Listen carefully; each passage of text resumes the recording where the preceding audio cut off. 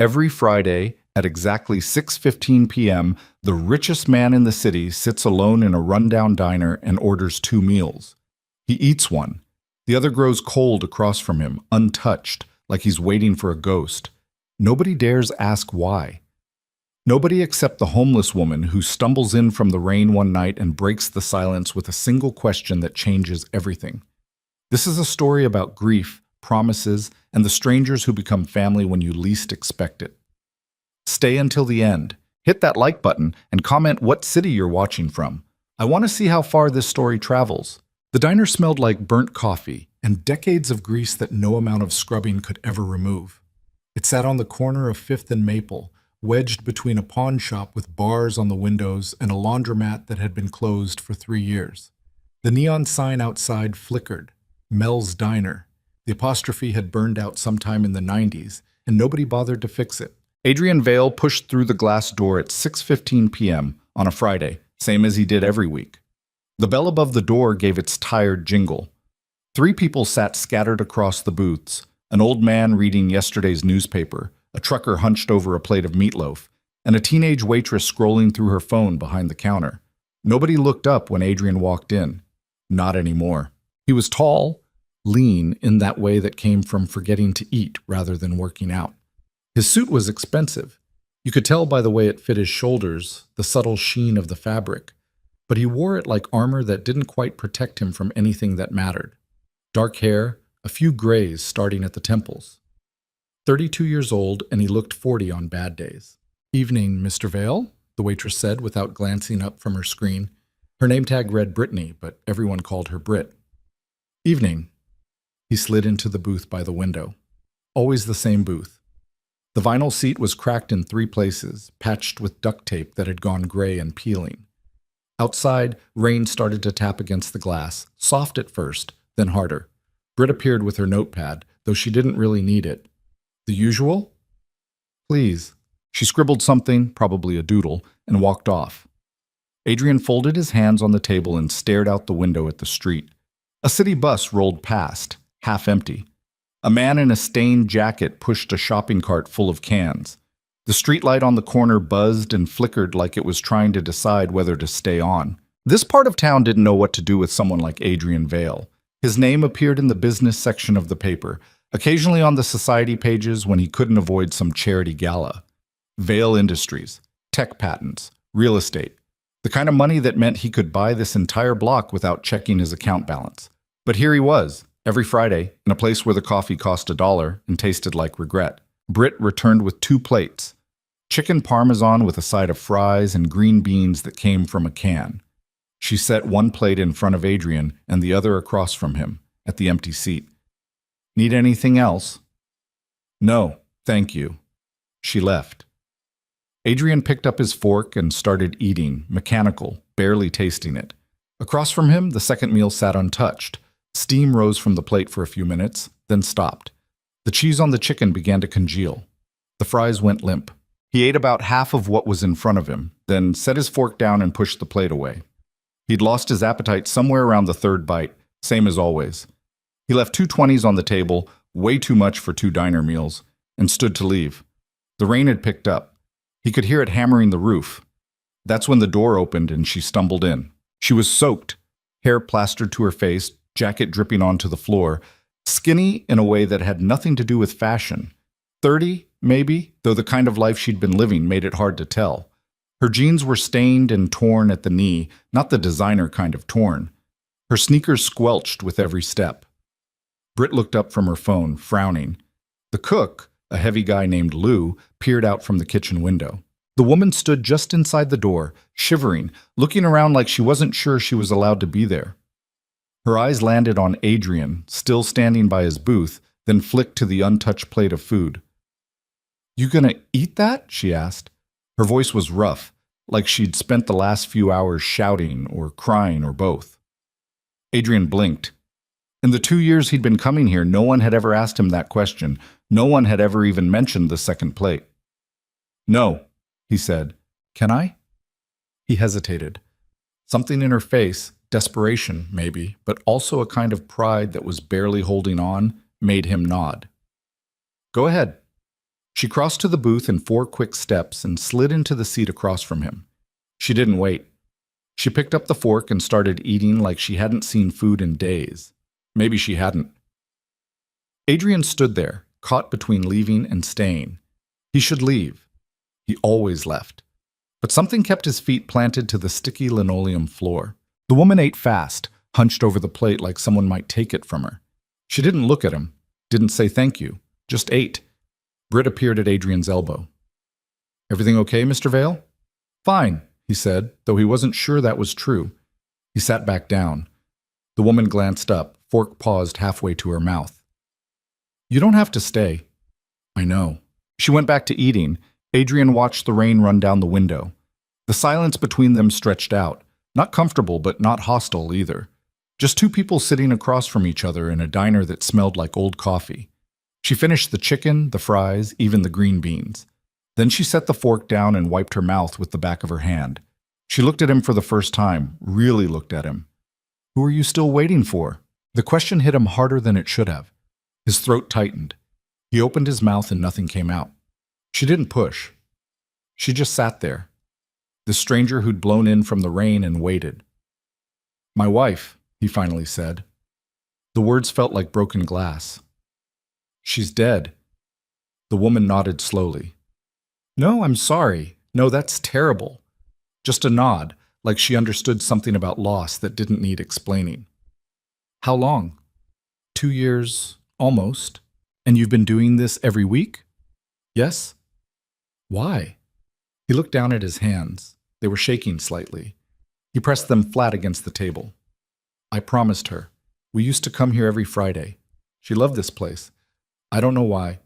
The food's terrible." The corner of the woman's mouth twitched. Not quite a smile. "It's not that bad." "You were starving." Fair point. Another silence.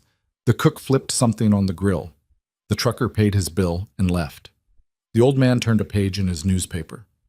"I'm Mara," the woman said. "Adrian." "I know, I've seen your picture, in the paper." He wasn't surprised. His face had been all over the business section when Elena died. Tech mogul's wife dies in car accident. Adrian Vale left to raise daughter alone. The headlines had been brutal. The obituaries worse. "You live around here?" he asked. Mara's expression closed off. Around, which meant she didn't, which meant she was living on the streets or in a shelter or in her car if she had one. "You come here often?" She was trying to change the subject. "Every Friday." "And you always order 2 meals?" "Yes." "That's a lot of wasted food." "I know." She leaned back in the seat, studying him. "You really loved her." It wasn't a question, but he answered anyway. "More than anything." "Except your kid." He looked up sharply. "How did you—" "The papers. They mentioned a daughter, Lily, right?" "Right." "How old?" 6. Mara nodded. She looked out the window at the rain. "That's a hard age to lose your mom." "Any age is hard." "True." They sat there. The rain didn't let up. Britt refilled coffee cups for the old man. Lou scraped the grill clean. The clock on the wall ticked forward. Finally, Mara stood. "Thanks for the meal." "You're welcome." She headed for the door, then stopped and turned back. "Will you be here next Friday?" He didn't know why he said it. "Yes." "Maybe I'll see you." "Maybe." She pulled her jacket tighter and walked out into the rain. Adrian watched her disappear into the dark, then left his usual tip and headed home. Passant. The house was too big. It had always been too big, even when Elena was alive. 14 rooms, 6 bathrooms, a kitchen that could feed 20 people, a backyard with a pool they never used. It sat in the hills overlooking the city, behind a gate and a long driveway lined with trees that cost more than most people's cars. Adrian pulled through the gate and parked in the circular drive. The house was dark, except for the lights in Lily's room on the 2nd floor. He let himself in. The foyer was marble and echoes. His footsteps sounded too loud. "Daddy?" Lily appeared at the top of the stairs in her pajamas. Pink ones with unicorns. Her dark hair, Elena's hair, was tangled from where she'd been lying down. "Hey, sweetheart. You should be asleep." "I was waiting for you." "I'm sorry I'm late." She ran down the stairs and he caught her, lifting her into his arms. She was getting too big for this, but he held on anyway. "Did you go to the diner?" she asked. "I did." "Did you order Mommy's favorite?" "I always do." She rested her head on his shoulder. "I miss her." His chest tightened. "I know, baby. Me too." He carried her upstairs and tucked her back into bed. She had Elena's eyes. That was the hardest part. Every time she looked at him, he saw his wife staring back. "Tell me a story," Lily said. "About what?" "About Mommy." He sat on the edge of her bed and thought. There were so many stories. Elena laughing in the rain, Elena dancing in the kitchen at midnight, Elena holding Lily for the first time, crying because she'd never been so happy.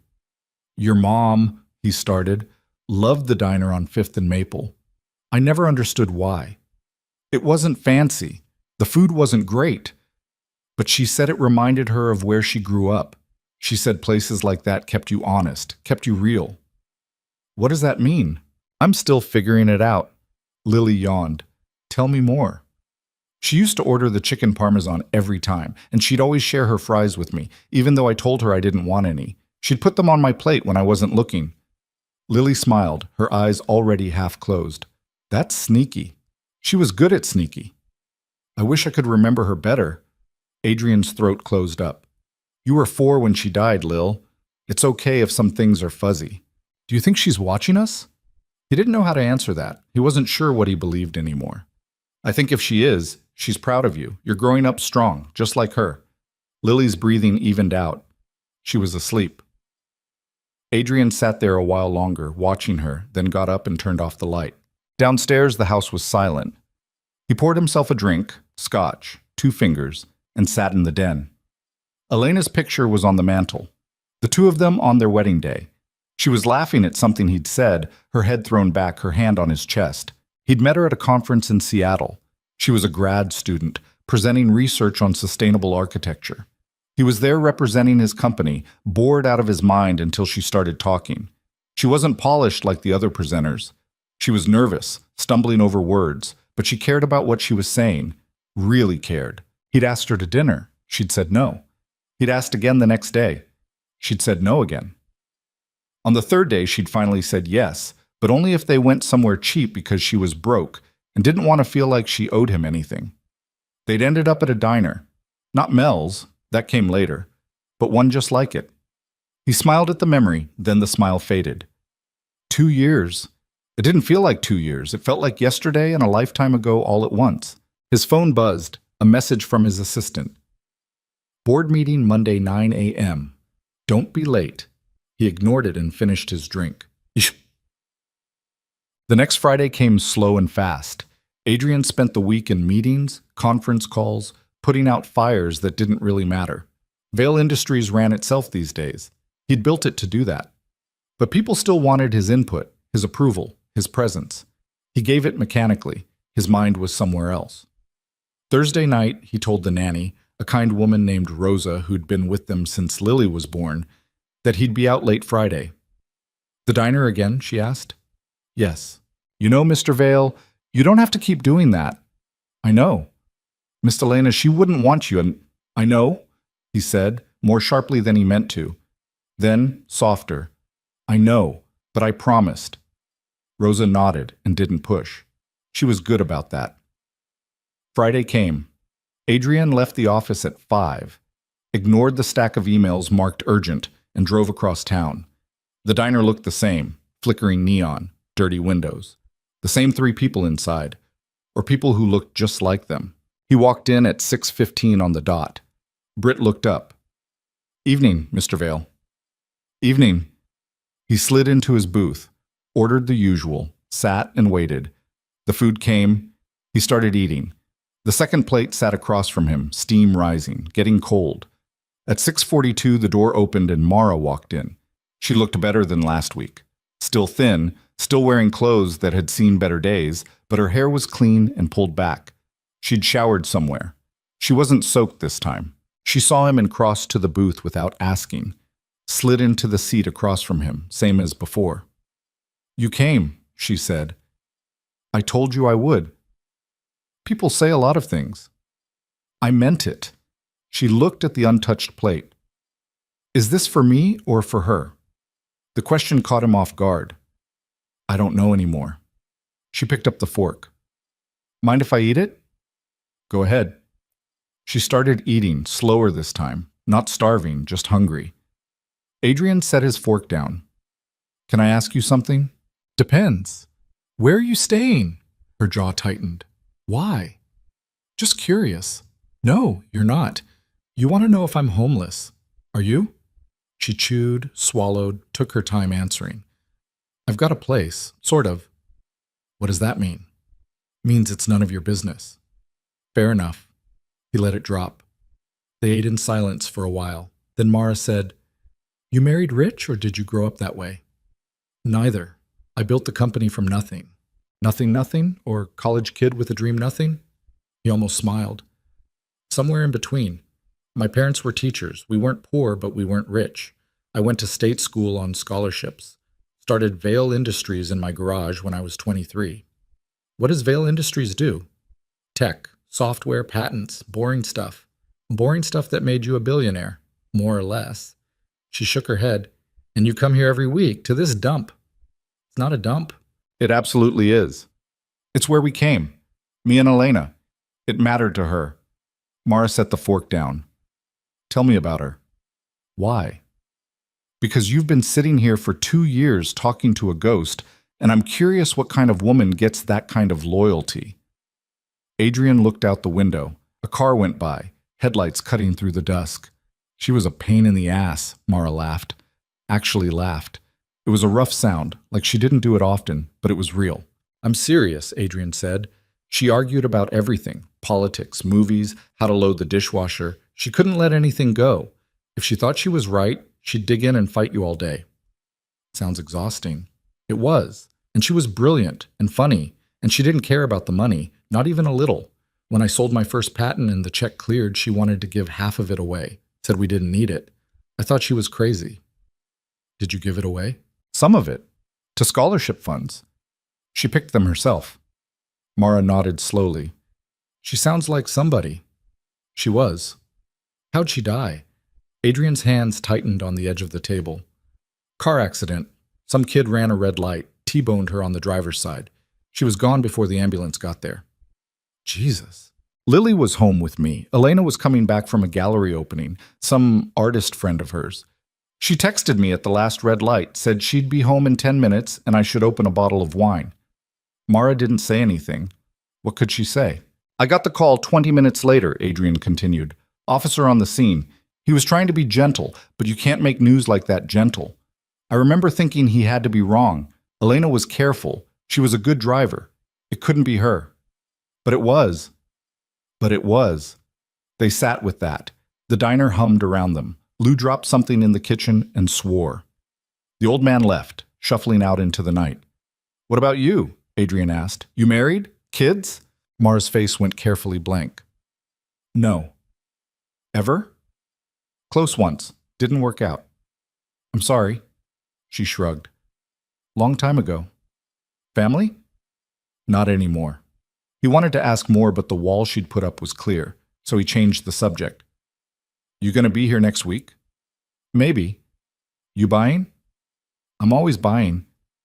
Then yeah, probably.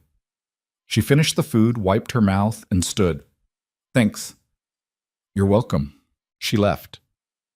Adrian sat there a while longer, staring at the empty plate, then paid and went home. Calm. It became a routine. Every Friday, Adrian showed up at 6:15, ordered 2 meals. Mara showed up around 6:30, sometimes later. She ate the second plate. They talked. Not about anything deep at first, the weather, the city, stupid stuff on the news. But slowly, the conversation started to dig deeper. Mara told him she'd been a teacher once. 3rd grade, she'd loved it, but budget cuts killed her position and she couldn't find another job. She'd burned through her savings, lost her apartment, ended up on the street. How long? Adrian asked. 2 years, give or take. Same amount of time he'd been coming to the diner.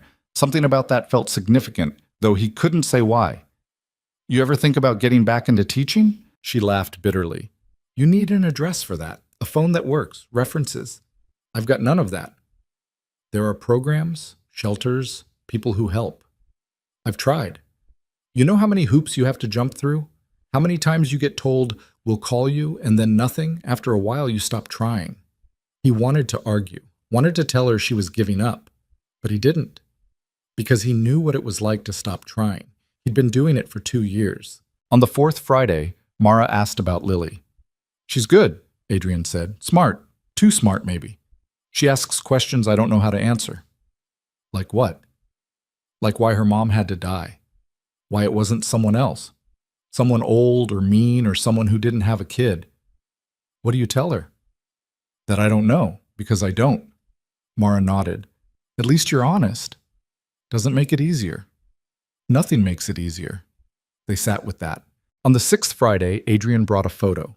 It was small, wallet-sized. Him and Elena and Lily at the beach. Lily was 3, building a sandcastle. Elena was laughing, her hair wild in the wind. He slid it across the table. Mara picked it up, studied it.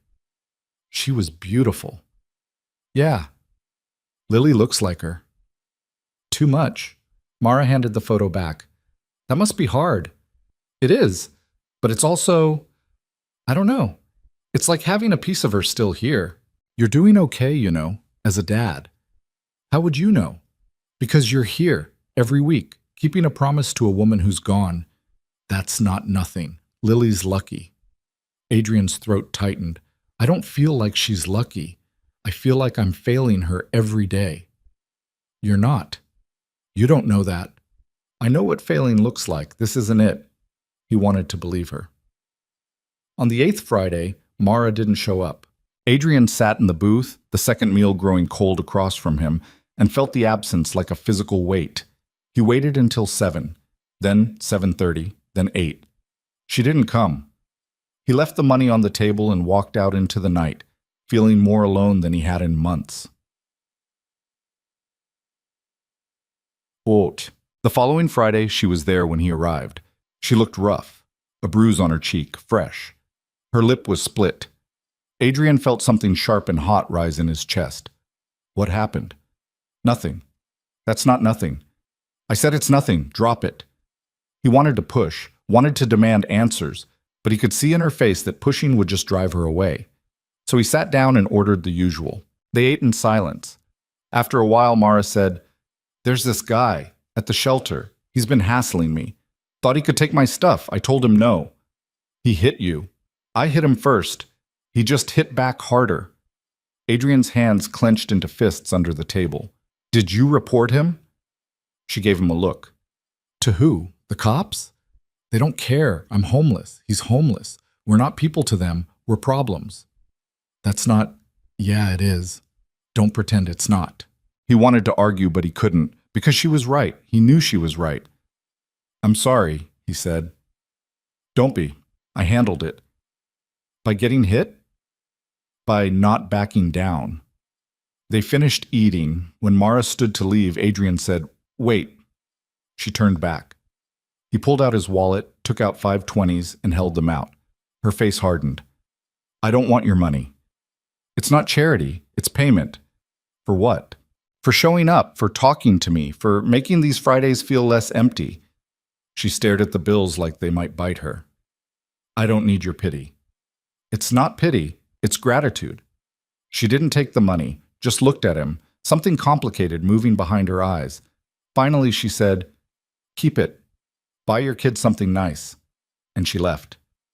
Adrian sat there holding the cash, feeling like he'd screwed something up, but not sure what. Bus. 3 more Fridays passed. Mara came every time. They fell into their rhythm. She never mentioned the money again, and neither did he. On the 11th Friday, something changed. Adrian showed up at 6:15 like always, but when he tried to order, Britt shook her head. Lou's out sick. Kitchen's closed. What? Sorry, Mr. Vale. Nothing I can do. He stood there, caught off guard.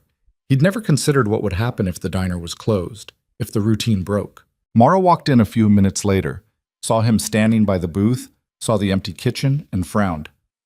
No food? Lou's sick. Damn. They stood there in the empty diner, 2 people with nowhere else to go. There's a Chinese place down the block, Mara said. It's cheap, probably terrible. Adrian looked at her. You asking me to dinner? I'm suggesting we don't starve. That's not a no. She almost smiled. Come on. They walked. The rain had started again, light this time. The Chinese place was called Golden Dragon, and it looked exactly as sketchy as Mara had promised. Red plastic booths, grease-stained menus, a fish tank that was more algae than water. They ordered beef and broccoli for her, sweet and sour chicken for him. The food came fast and tasted like salt and MSG and questionable choices. It was perfect. They talked about nothing and everything. Books they'd read, movies they'd seen, the city and how it was changing. I used to live over on 10th, Mara said. Before, there was this bodega on the corner, best sandwiches, run by this old Dominican guy, Manny. He'd give me extra pickles if I was nice. What happened to it? Rent went up. Manny couldn't afford it. Some boutique moved in. They sell candles for $40. Progress, if that's what you want to call it. Adrian set his fork down. Can I ask you something? You're gonna anyway. Why do you keep coming back to the diner, to me? Mara was quiet for a long time. Finally, she said, because you're the only person who talks to me like I'm still human. Not a problem. Not a charity case. Just a person. His chest tightened.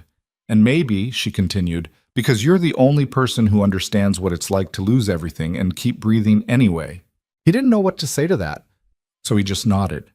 They finished eating, walked back toward the diner. The rain had stopped. The street was slick and shining under the lights. At the corner, Mara stopped. Same time next week? Yeah. Good. She started to walk away, then turned back. Adrian? Yeah? Thanks for this, for all of it. You don't have to thank me. I know, but I'm going to anyway. She disappeared into the dark. Adrian stood there on the corner, hands in his pockets, feeling something shift inside him. For the first time in 2 years, the weight felt a little lighter. Winter came hard that year, the kind of cold that got into your bones and stayed there. Adrian watched the city transform from his office window, frost creeping up the glass, people hunched against the wind, breath visible in clouds that disappeared as fast as they formed. The Fridays continued. 13, 14, 15. He'd stopped counting after a while, but some part of his brain kept track anyway. Each week he showed up at 6:15. Each week, Mara showed up sometime after. They ate, they talked. The routine became something he didn't just keep out of obligation anymore. It became something he needed. You ever think about changing it up? Mara asked one night. They were on their 16th Friday, or maybe 17th. The diner was nearly empty except for Britt and a couple at the counter who looked like they were having the kind of argument that had been building for years. Changing what up? This. The same meal, same time, same booth. You're like a robot. Adrian cut into his chicken. Elena liked routine, said it made her feel grounded. Elena's not here. The words landed harder than she probably meant them to. Adrian set his fork down. I know that. Do you? What's that supposed to mean? Mara leaned back, arms crossed. She'd found a better jacket somewhere, still secondhand but warmer without the holes. It means you've built a shrine out of Fridays, and I don't know if it's helping you or killing you. Who says it has to do either? Everything does one or the other. Nothing just sits neutral. He wanted to argue but couldn't find the angle. Instead, he said, you don't have to come, you know, if it bothers you. It doesn't bother me. I'm just wondering if it bothers you. It doesn't. Liar. They stared at each other across the table. Outside, snow had started to fall. Light flakes that wouldn't stick but made everything look softer than it was. Fine, Adrian said. Sometimes it bothers me. Sometimes I sit here and I think about how stupid this is. How she's gone and no amount of chicken parmesan is going to bring her back. How I'm a grown man playing pretend. But you keep coming. But I keep coming. Why? He looked at the empty plate across from him. Steam had stopped rising from it 10 minutes ago. Because if I stop, then it's really over. And I'm not ready for it to be really over. Mara's expression softened. Not much, but enough. Okay? Okay? Yeah, okay, I get it. They finished eating in silence. When Mara stood to leave, she paused. For what it's worth, I don't think it's stupid. Sad, maybe, but not stupid. Thanks, I think. She pulled her jacket tight and headed for the door. Adrian watched her go, then noticed she'd left something on the seat. A scarf. Old, frayed at the edges, but clean. He grabbed it and followed her out. Mara, wait. She turned. He held up the scarf. You forgot this. She looked at it, then at him, and something passed across her face too quick to name. Keep it. What? It's cold. You're always in that suit. Keep it. I have scarves. Then give it to your kid.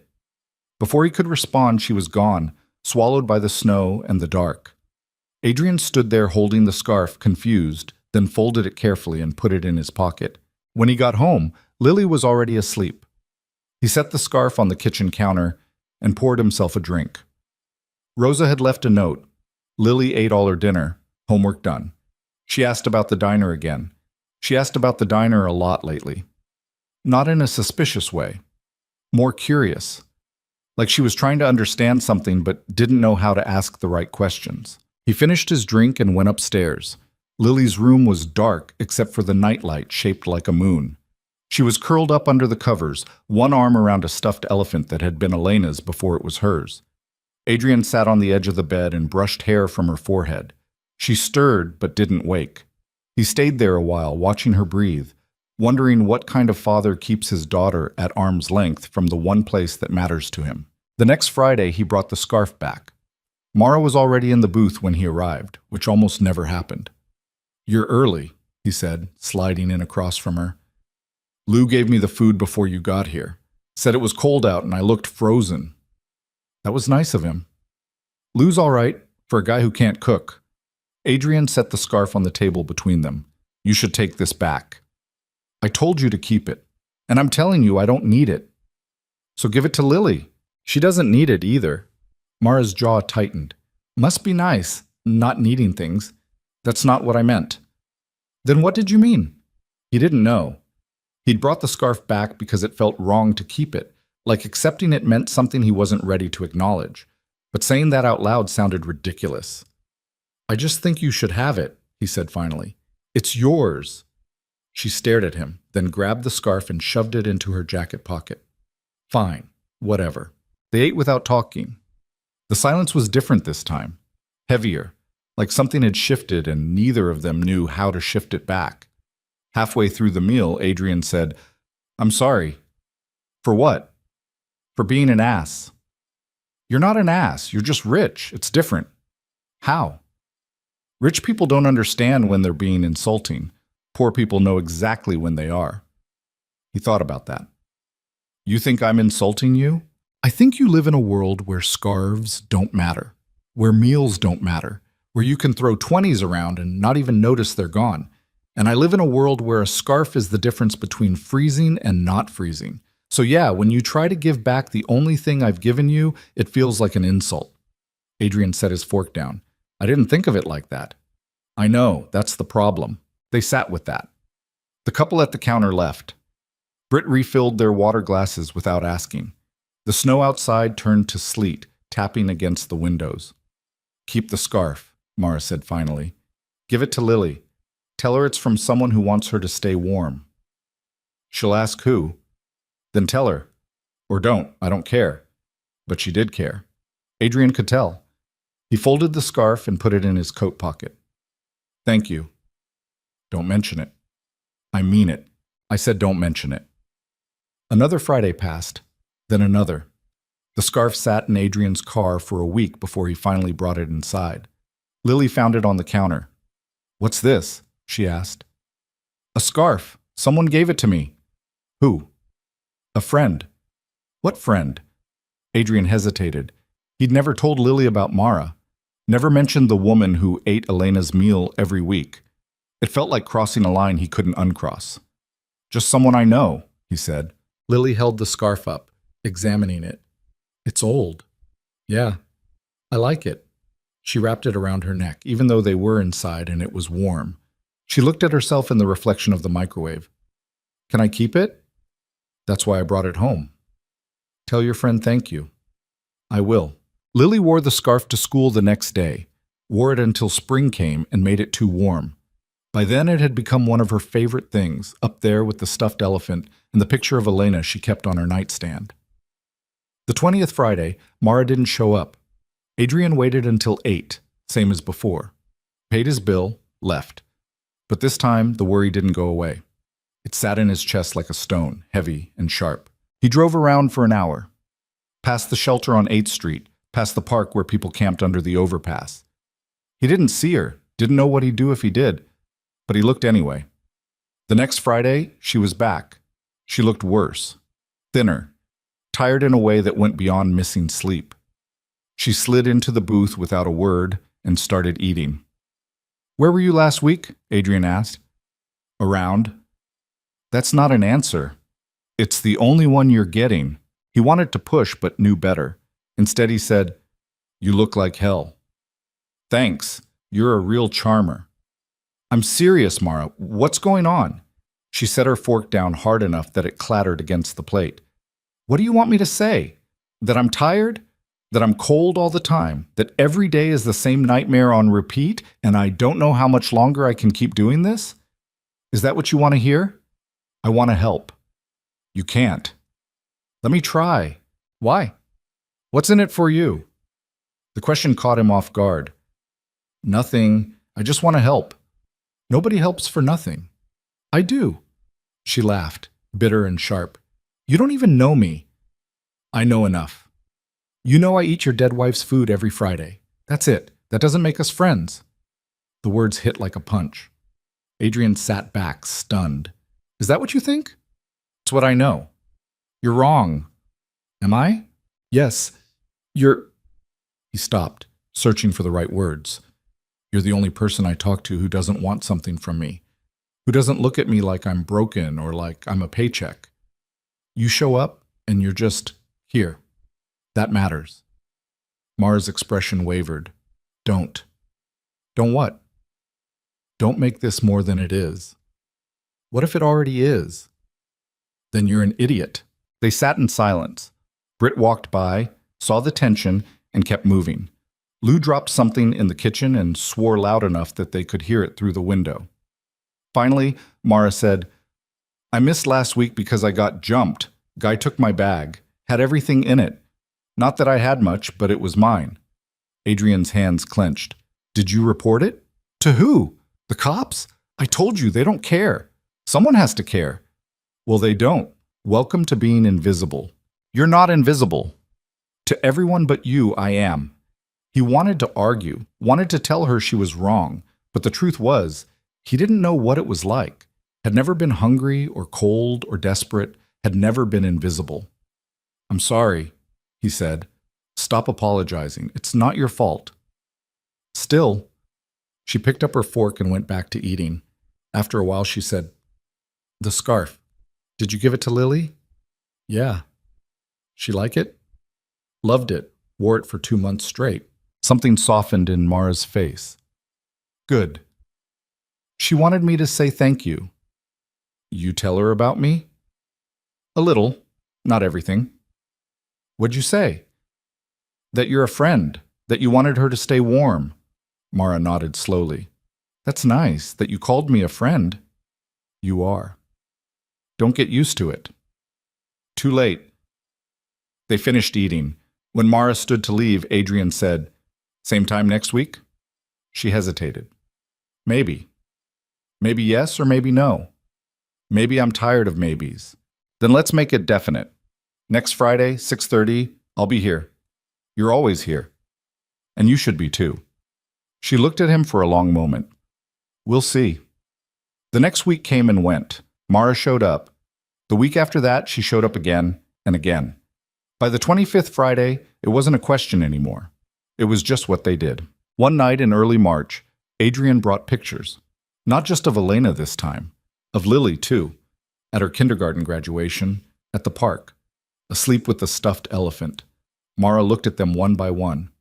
"She's beautiful." "She is." "She have Elena's personality too?" "In some ways. She's stubborn, smart, asks a million questions." "Sounds exhausting." "It is. but in a good way. Mara handed the pictures back. You're lucky to have her. I know. Do you? Really? What do you mean? I mean, do you look at her and see how lucky you are? Or do you look at her and see everything you lost? Adrian's throat tightened. Both. Yeah, I figured. They sat quiet for a while. Then Mara said, I had a kid once. Adrian looked up, shocked. What? Long time ago, I was 19, stupid, thought I could handle it, thought me and the father would figure it out. What happened? He left. Shocker, right? And I tried, I really did. But I was broken alone and I couldn't keep it together. Social services took her when she was 2. Adrian felt like the air had been sucked out of the room. I'm so sorry. Don't be. It was the right call. I was a mess. She deserved better. Do you know where she is now? No. Closed adoption. I signed the papers. Haven't seen her since. How old would she be? 11. Almost 12. Do you ever think about finding her? Every day. But I won't. She's got a life now. A real one. I'm not going to mess that up. Adrian didn't know what to say. There was nothing to say. So he just sat there, holding the space for her grief the way she'd been holding space for his. That's why I don't judge you, Mara said. For the diner, for the routine, for any of it. People grieve how they grieve, and holding on to something, even when it hurts, is better than having nothing to hold on to at all. Is that what you're doing? Holding on to nothing? Pretty much. That's not true, isn't it? You've got this every Friday. You've got me. She smiled, but it didn't reach her eyes. Yeah, I've got a rich guy who buys me dinner once a week out of guilt. Real solid foundation there. It's not guilt. Then what is it? I don't know. Friendship? Connection? Does it have to be something? Everything's something. Then it's something I don't want to lose. Mara looked at him, really looked at him, and for the first time since they'd met, the wall she kept up cracked just a little. Okay. Okay. Yeah. Okay. They finished their meals. When Mara left that night, Adrian sat in the booth a while longer, thinking about daughters and loss and the strange way people found each other in the middle of their own disasters.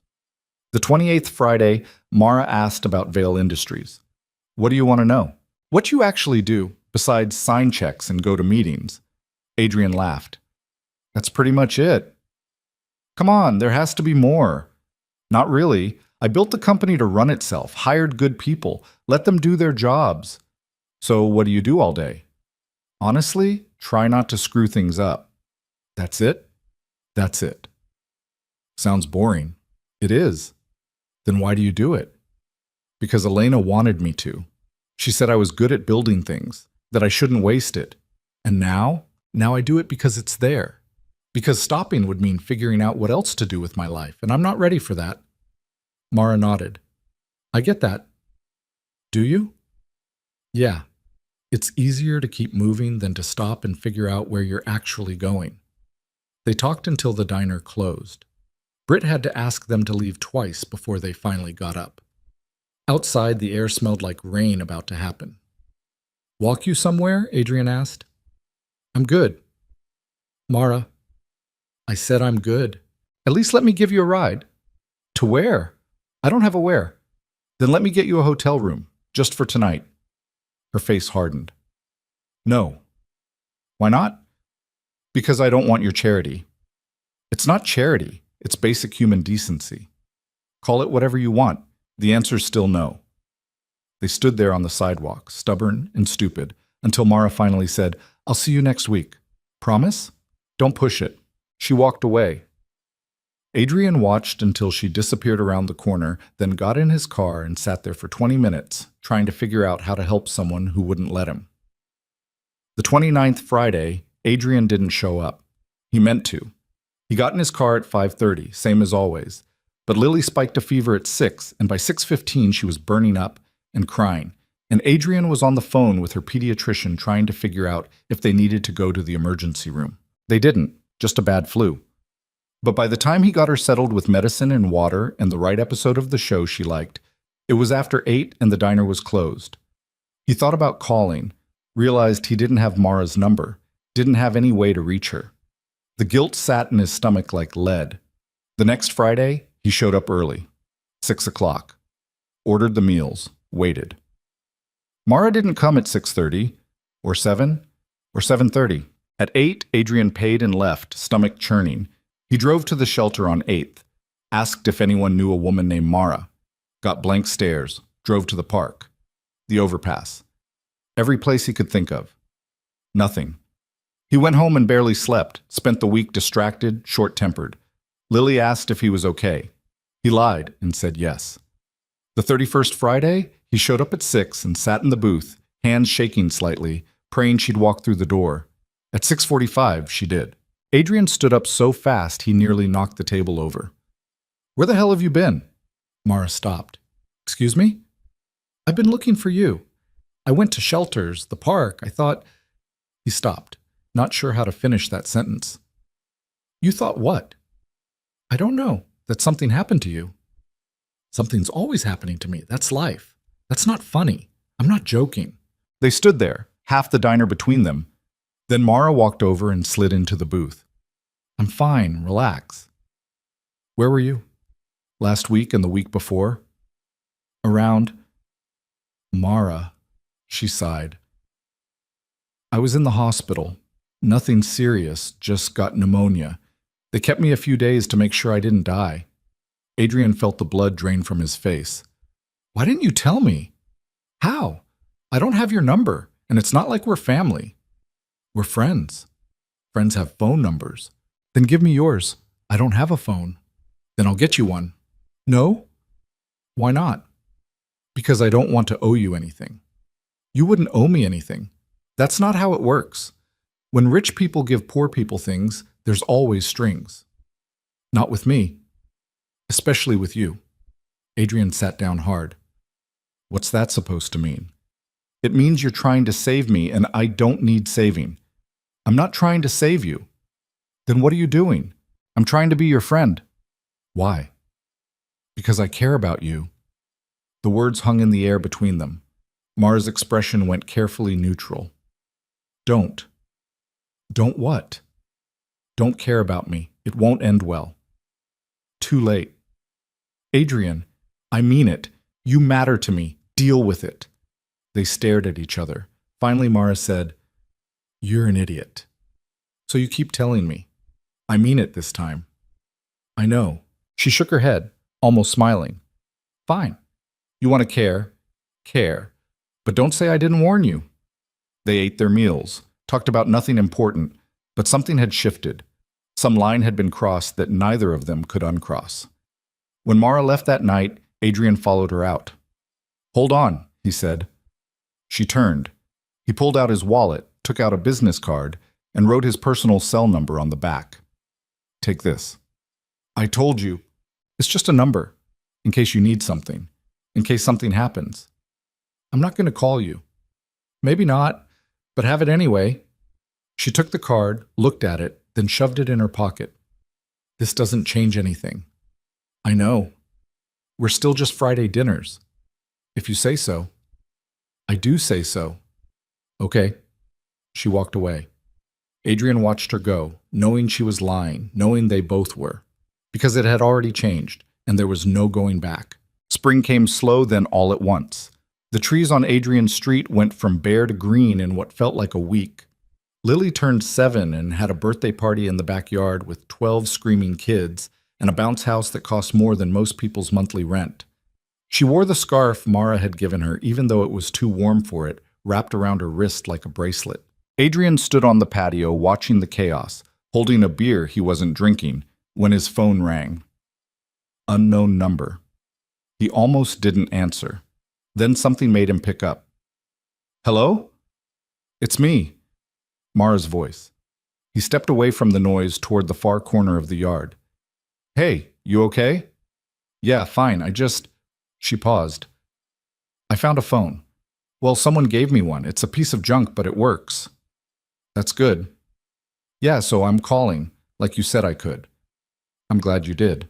Another pause. In the background of her call, he could hear traffic. Voices. The city. "I'm not calling because I need something," Mara said. "I just wanted you to know I had a number now, in case." "In case what?" "In case you needed to reach me, or whatever." Adrian smiled. Can I have it? She rattled off the number. He typed it into his phone, saved it under her name. Got it, he said. Okay, good. Mara? Yeah? I'm glad you called. Don't make it weird. Too late. He heard her exhale, almost a laugh. I'll see you Friday. See you Friday. She hung up. Adrian stood there holding his phone, feeling something warm spread through his chest. Behind him, kids screamed and the bounce house wheezed and Lily laughed so hard she snorted. Rosa appeared at his elbow. Everything okay, Mr. Vale? Yeah, everything's fine. That Friday, something was different. Adrian felt it the moment he walked into the diner. Mara was already there, in the booth, but she wasn't alone. She was talking to Britt. Actually talking, not just ordering. The two of them were laughing about something. When Adrian approached, Britt looked up. Oh, hey, Mr. Vale. Your friend here was just telling me about the time she accidentally locked herself in a school supply closet. For 3 hours, Mara added. The janitor found me asleep on a box of paper towels. Adrian slid into the booth. When was this? When I was teaching. Kid asked me to get construction paper and I wasn't paying attention. Door locked behind me. No windows, no phone signal. I just gave up and took a nap. Britt laughed. That's amazing. That's embarrassing. Both things can be true. Britt went to put their order in. Adrian looked at Mara. You're in a good mood. Am I not allowed to be? No, it's just, you are. It's nice. She shrugged. Found a new shelter. Better than the last one. They've got actual beds, showers that work. It's not much, but it's something. That's great. Yeah, and I've been talking to this woman there, Carmen. She runs a job program, helps people get back on their feet. I'm thinking about doing it. Adrian felt hope rise in his chest. You should. I don't know. It's a lot of hoops. Background checks, references, all the stuff I don't have. But you're thinking about it. I'm thinking about it. The food came. They ate. The conversation flowed easier than it had in weeks. Mara told him about Carmen, about the other people at the shelter, about a guy who played guitar in the common room and wasn't half bad. You should come by sometime, she said. Adrian looked up, surprised. To the shelter? Yeah, Carmen does this thing on Sundays, community meal. She's always looking for volunteers. I don't know if I'd be much help. You can carry plates, can't you? I guess. Then you'd be helpful. He thought about it, tried to picture himself in a homeless shelter, serving food, talking to people whose lives he couldn't begin to understand. It felt presumptuous, like poverty tourism. I'll think about it, he said. Don't think too hard. You'll hurt yourself. Funny. I try. They finished eating. When Mara stood to leave, Adrian said, Can I ask you something? Depends on what it is. Why now? Why are you suddenly trying to get your life together? She was quiet for a moment. Because I'm tired.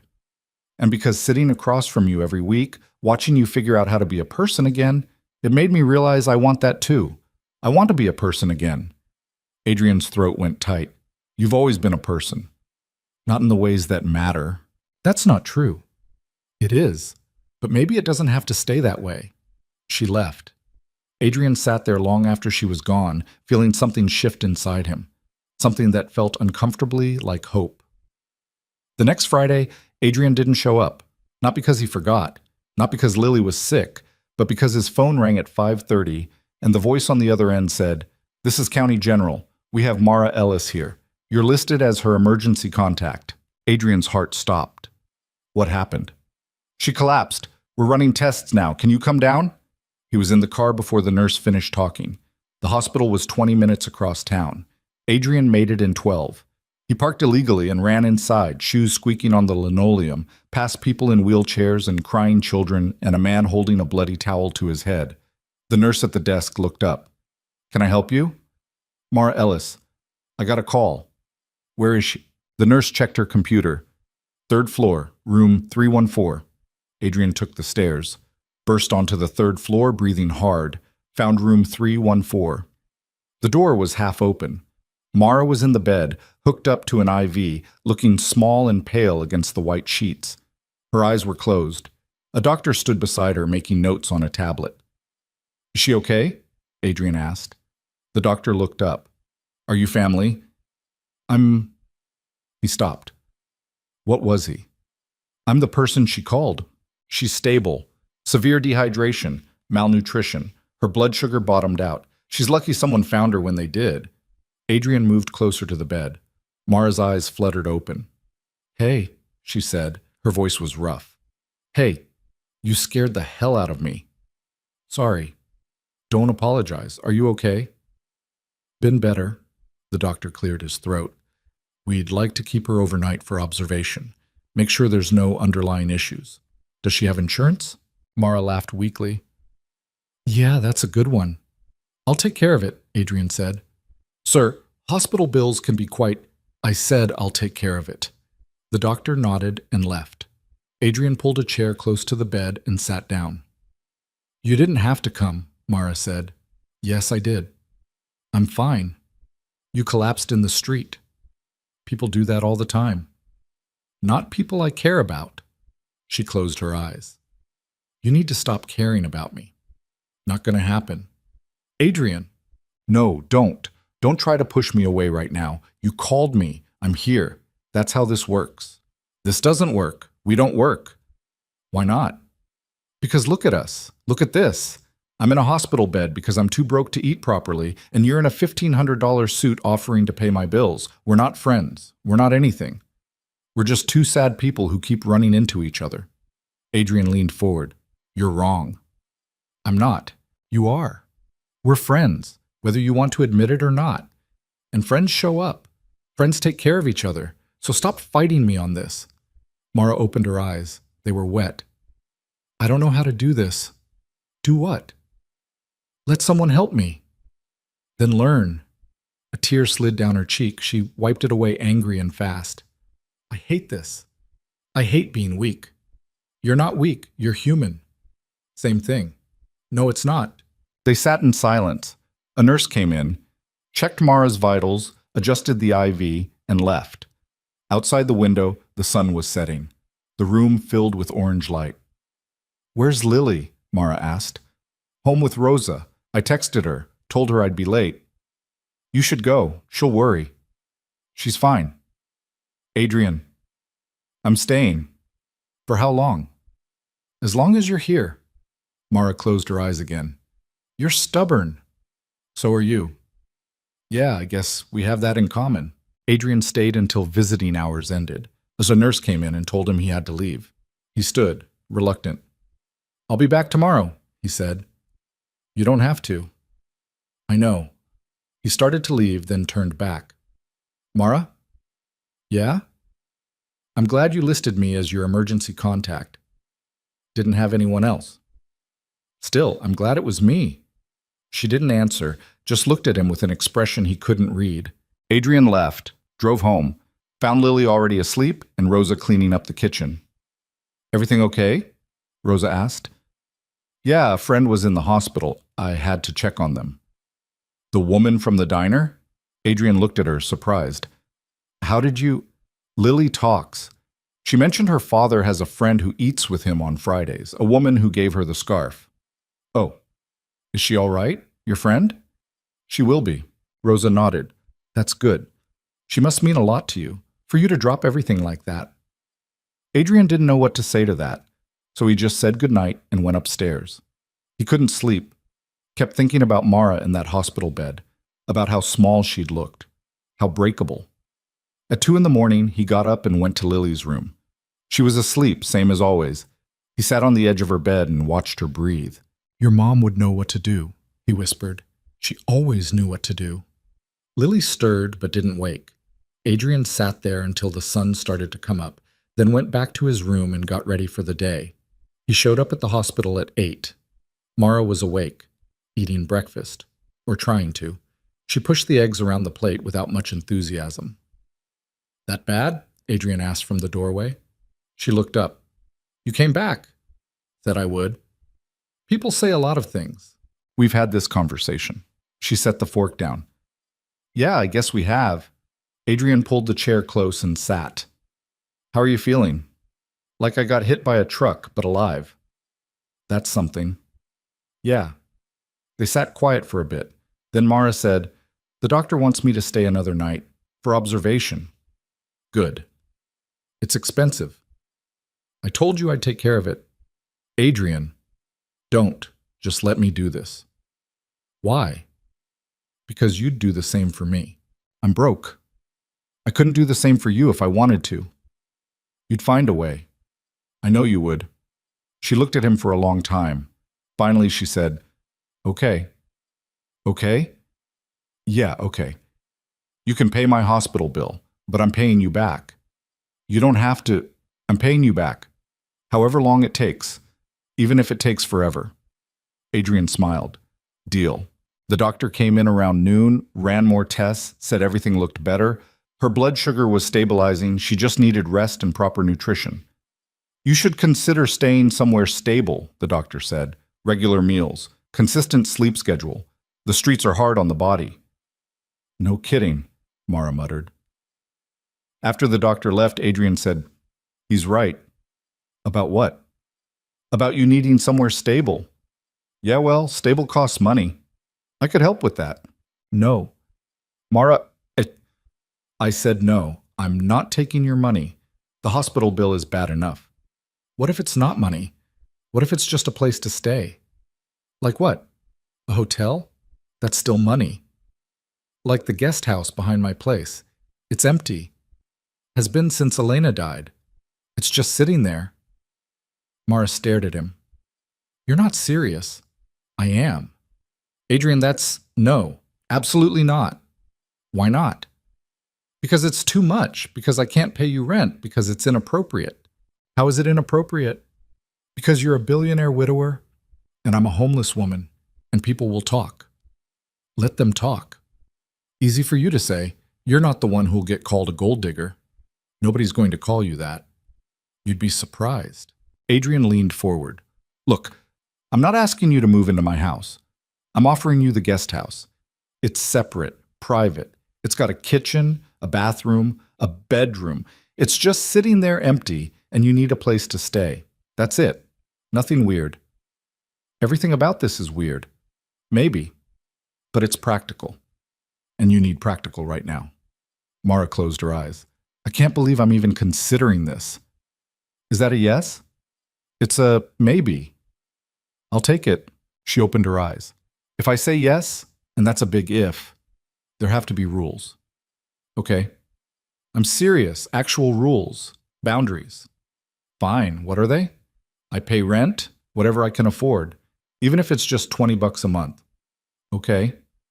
"And I keep to myself. I'm not your charity project. I'm not your friend who needs saving. I'm just someone renting a room. Except we are friends." "Adrian." "Fine. You're a tenant. Is that better?" "It's more honest." "Whatever you need to tell yourself." "And Lily can't know. Not yet. Not until I figure out if this is even going to work." Adrian hesitated. "That might be hard. She'll see you around. Then we tell her I'm the gardener or something. I don't know. But I'm not ready to be some stranger living in her dead mom's guest house. That's too much pressure." "Okay, we'll figure it out." Mara looked at him, searching his face for something. "Why are you doing this?" "I told you. You need a place. I have a place." "That's not an answer." He thought about it, really thought about it. "Because Elena would have done the same thing. And because sitting in this room watching you fight me on every bit of help makes me realize how much I've been fighting, too. Maybe if I help you stop fighting, I'll figure out how to do it myself." Mara's expression softened. "That's either really profound or complete bullshit." "Probably both." "Yeah, probably." She was quiet for a long time. Then she said, "Okay." "Okay." "I'll take the guest house, temporarily, until I get back on my feet. Temporarily. And we stick to the rules. All of them. Especially the ones about boundaries. Especially those." She held out her hand. "Deal?" He shook it. Her grip was weak but firm. "Deal." The hospital released Mara the next day. Adrian picked her up in his car, a sleek black sedan that made her laugh when she saw it. "Of course you drive this," she said.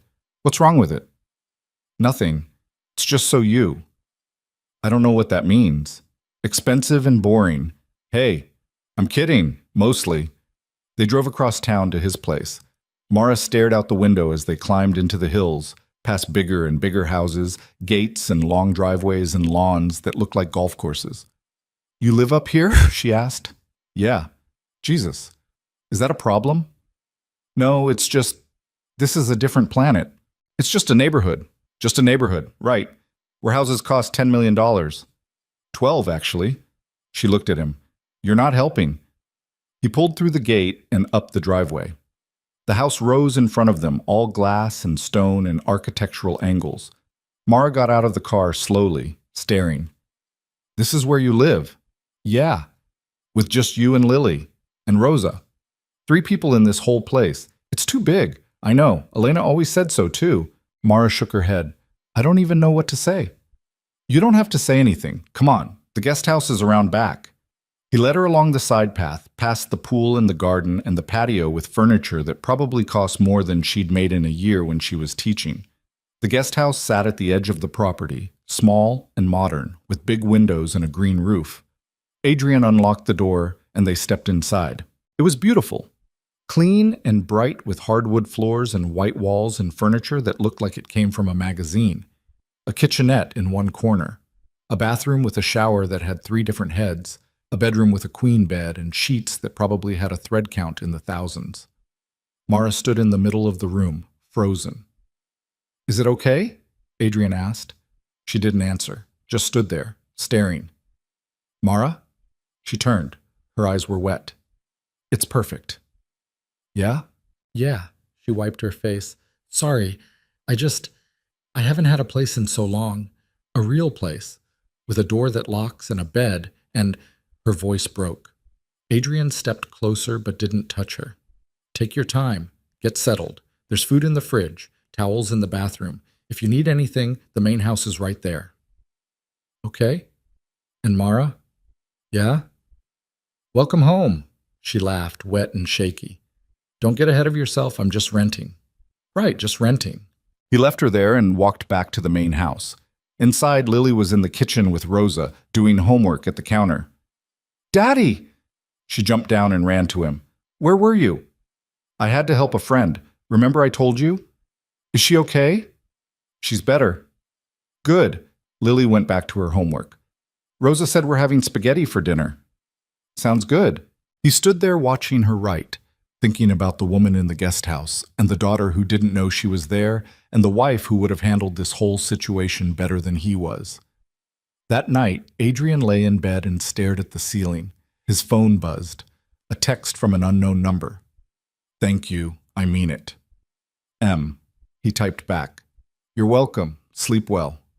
3 dots appeared, then disappeared, then appeared again. This is weird, right? Me being here? A little, but good weird or bad weird? Adrian thought about it. Good weird. I think. You think? I'm figuring it out as I go.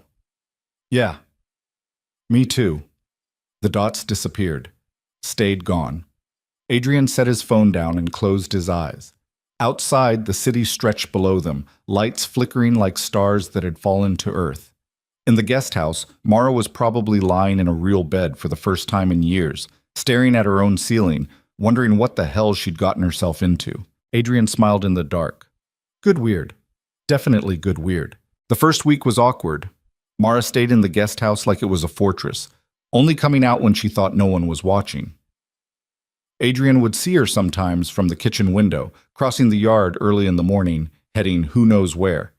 She'd be back by evening, moving like a shadow along the edge of the property. He gave her space. That was the deal. Boundaries and space and no pressure. On day 8, Lily saw her. Adrian was in the den when he heard his daughter's voice outside, bright and curious. He got up and looked out the window. Lily was standing in the middle of the backyard, staring at Mara, who'd frozen halfway across the lawn like a deer caught in headlights. Adrian bolted outside. Hi, Lily was saying. I'm Lily. Do you live here? Mara glanced at Adrian, panicked. He gave her a tiny nod. I'm staying in the guest house for a little while, Mara said, carefully.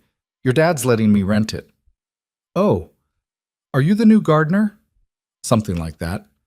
Lily studied her with the kind of intense focus only 7-year-olds could manage. "You're the one who gave me the scarf." Mara blinked. "How did you—" "Daddy told me. He said you were his friend from the diner, the one who wanted me to stay warm." "Yeah, that was me. I really like the scarf. I wore it all winter." "I'm glad." They stood there in the afternoon sun, the three of them, not sure what came next. Finally, Lily said, "Do you want to see my room?" "Lily," Adrian started. "It's okay," Mara said quietly. "I'd like that." Lily grabbed her hand and dragged her inside. Adrian followed, heart pounding. This wasn't the plan. The plan was to keep them separate until Mara was ready. But Lily had blown that plan to pieces in under 30 seconds. They went upstairs. Lily's room was exactly what you'd expect from a 7-year-old who had too much money and not enough of a mother's organizational skills. Toys everywhere, books stacked in piles, drawings taped to the walls. "This is Mr. Trunk," Lily said, holding up the stuffed elephant. "He was my mom's when she was little." Mara took the elephant carefully. "He's very handsome. He's old, but I love him anyway. Old things are usually the best things." Lily beamed. "That's what my mom used to say." Mara's expression flickered. She handed the elephant back. "Your mom sounds like she was smart." "She was. Daddy says I'm like her." "I bet you are." Lily launched into a detailed explanation of every drawing on her wall, every toy on her shelf, every book she'd read 3 times. Mara listened like it was the most fascinating thing she'd ever heard. Adrian stood in the doorway, watching, feeling something tight in his chest loosen just a little. After 20 minutes, Rosa appeared. "Lily, time for your piano practice." "But I'm showing Mara my stuff." "Piano first, you can show her more later." Lily sighed dramatically, but went. Mara stood up, looking relieved and overwhelmed in equal measure. "Sorry," Adrian said. "She's persistent." "She's great." "Yeah, she is." They walked downstairs and out into the yard. When they were far enough from the house, Mara said, "That was too much, right? I shouldn't have—" "It was fine. She knows who I am now." "She knew anyway, from the scarf. But now it's real. Now I'm not just some story you told her. I'm a person in her space." "Is that bad?" Mara stopped walking. "I don't know, maybe. I don't know how to be around kids anymore. You were great with her. I was faking it." "So? Everyone fakes it. That's parenting." She almost smiled. "You're not supposed to admit that." "Why not? It's true." They reached the guest house. Mara hesitated at the door. "I should probably stay out of sight more. Keep my distance." "If that's what you want." "It's not about what I want. It's about what's right." "And what's right?" "I don't know." She looked exhausted. "I used to know, before everything fell apart. Now I just make it up as I go and hope I don't screw up too badly." Adrian understood that feeling better than he wanted to admit. "Join the club." She went inside. Adrian walked back to the house. Through the window, he could see Lily at the piano, fingers picking out a melody that was almost right. Rosa stood nearby, patient and kind. Everything looked normal, safe. But something had shifted. Some invisible line had been crossed, and there was no going back. That night, after Lily was asleep, Adrian texted Mara. "You still up?" "Yeah." "Want to talk?" "About what?" "Today." "Lily, whatever's on your mind." 3 dots. Then nothing. Then, "Meet me outside?" Adrian grabbed a jacket and went out. Mara was sitting on the steps of the guest house, wrapped in a blanket, staring at the city lights below. He sat beside her. "Can't sleep?" "Never could. Even before. I'm a night person." "Me too." "Elena used to hate it. She'd be asleep by 10 and I'd be up until 2, working or reading or just thinking." "What do you think about?" "Everything. Nothing. What I should have done differently. What I need to do tomorrow. Whether I'm failing, Lily, the usual." Mara nodded. "Yeah, I get that." They sat in silence for a while. The night was cool, but not cold. Somewhere in the distance, a dog barked. "I saw her today," Mara said. "My daughter. Not in person, just in my head. She'd be 12 now, almost a teenager. I wonder if she looks like me, if she's happy, if her parents tell her she's adopted, or if they pretend she's theirs." Do you wish you hadn't given her up? Every single day. But I also know it was the right thing. I couldn't take care of her. I couldn't take care of myself. She deserved better. You don't know that you couldn't have figured it out. Yes, I do. I was 19 and broke, and the father was gone, and I was barely holding it together. Keeping her would have been selfish, would have ruined both our lives. Or maybe it would have saved yours. Mara looked at him. That's a nice thought, but it's not reality. How do you know? Because I'm here. Living in your guest house because I collapsed in the street from not eating enough. That's where I ended up. Imagine where I'd be if I'd had a kid to worry about. Adrian didn't have an answer for that. I think about her when I see Lily, Mara continued. I wonder if my daughter has that same energy, that same curiosity, if she's loved the way Lily's loved. I'm sure she is. You don't know that. No, but I choose to believe it. Mara pulled the blanket tighter. You're an optimist. That's weird for someone who's been through what you've been through. I'm not an optimist. I'm just trying not to drown in the alternative. Fair enough. They sat until the cold got to be too much, then said goodnight and went their separate ways. Adrian climbed into his too-big bed and stared at the ceiling, thinking about daughters and choices and the million ways life could go wrong. The next Friday, they didn't go to the diner. It felt wrong at first, like breaking a promise. But Mara pointed out that she was literally living in his backyard now, and maybe it was time to acknowledge that things had changed. We could still go, Adrian said, if you want to. Do you want to? He thought about it. The booth, the chicken parmesan, the ritual of it all. I don't know. Part of me does. Part of me thinks maybe we don't need it anymore. Then let's skip it. Just this once. See how it feels. They stayed home instead. Mara cooked dinner in the guest house kitchen, pasta with vegetables and garlic bread that smelled incredible. She invited Adrian over and he brought wine he'd been saving for nothing in particular. Lily was at a sleepover. The house felt empty without her. But the guest house felt alive. They ate at the small table by the window, talked about everything and nothing. Mara told him about Carmen's job program, how she had an interview lined up at an elementary school for a teacher's aide position. That's amazing, Adrian said. It's minimum wage and part-time. Not exactly amazing. It's a start. Yeah, it is. When's the interview? Monday. If I don't completely blow it, maybe they'll hire me. You won't blow it. You don't know that. I know you. You'll be great. She looked at him across the table, something soft in her expression. You have a lot of faith in me. Someone should. Why you? Why not me? Because you barely know me. I know enough. What do you know? Adrian set his wine glass down. I know you're stubborn and proud, and you fight help even when you need it. I know you've been through hell and came out the other side still caring about people. I know you gave your daughter a better life even though it broke you. I know you showed up every Friday for months because you knew I needed someone to show up. That's what I know. Mara's eyes went bright. She looked away, blinking fast. Stop. Stop what? Being nice. It makes it hard to keep my walls up. Good. Your walls are exhausting. She laughed, wet and surprised. You're exhausting. I've been told. They finished dinner, cleaned up together. Adrian washed, Mara dried. It felt domestic in a way that should have been uncomfortable, but wasn't. When they were done, Mara walked him to the door. Thanks for tonight. Thank you for cooking, for letting me skip the diner without guilt. We can still go if you want, next week. Maybe. Or maybe we start a new tradition. Like what? I don't know. We'll figure it out. She smiled. Yeah, we will. Adrian walked back to the main house feeling lighter than he had in months. Monday came. Mara left early for her interview, dressed in clothes Adrian had quietly bought and left in a shopping bag by her door with no note.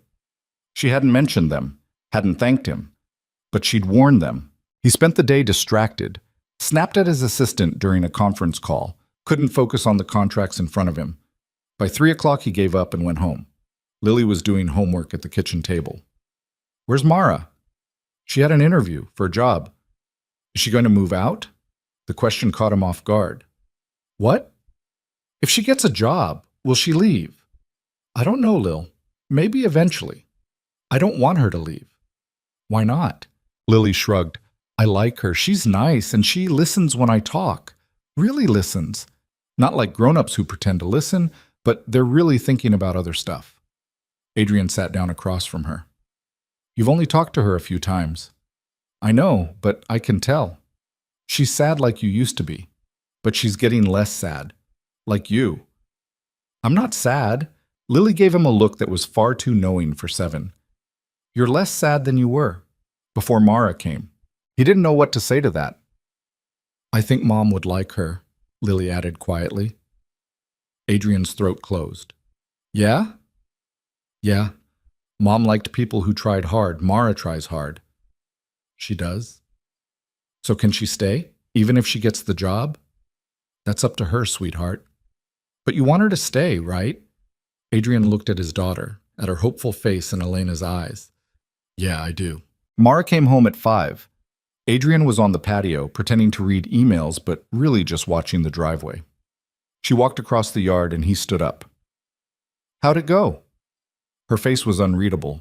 Then she broke into a grin. I got it. You got it? I start next week. 3 days a week, minimum wage, but it's mine. I got it. Adrian crossed to her without thinking and pulled her into a hug. She went stiff for a second, then melted into it, her face pressed against his shoulder. I'm so proud of you, he said. Don't. You'll make me cry. Cry? I don't care. She did, just a little. Then she pulled back, wiping her face. This is stupid. It's just a teacher's aide job.